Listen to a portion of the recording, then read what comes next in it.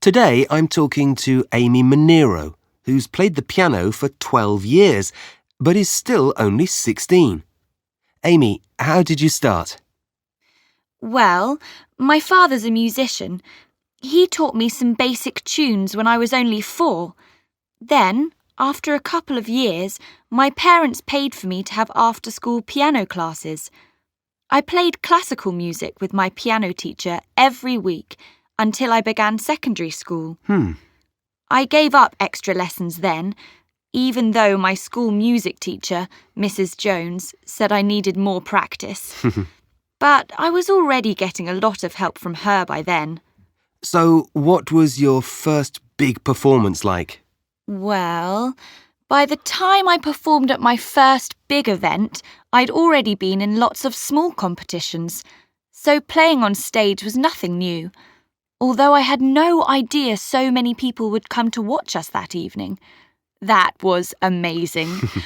My mother had bought me a wonderful dress, and normally I'd love that. But that evening I was so busy I hardly noticed. And then you started jazz piano. Did you enjoy playing jazz? Well, my school was starting a jazz band, so I joined.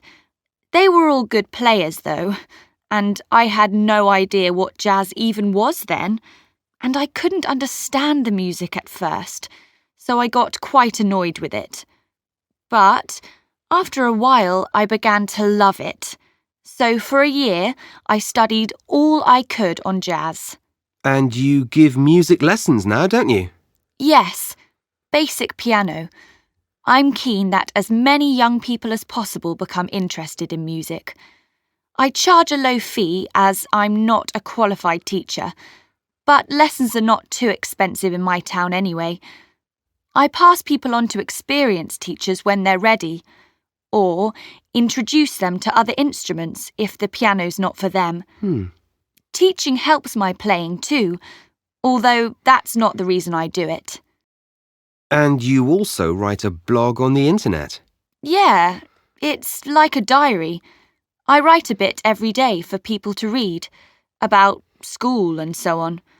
I love writing, even more than music, so it's great to do it. I write about my favourite musicians, especially one who's also a journalist. And I talk about music shows I attend. If they're good, I advertise them. So, what is it about music that you love? Well, I've never met anyone who hates it. Everyone finds something they like. But it communicates to everyone, whether they speak English or not. And music can sound just as great played by an older musician as it can by a younger person like me. Amy, thanks very much.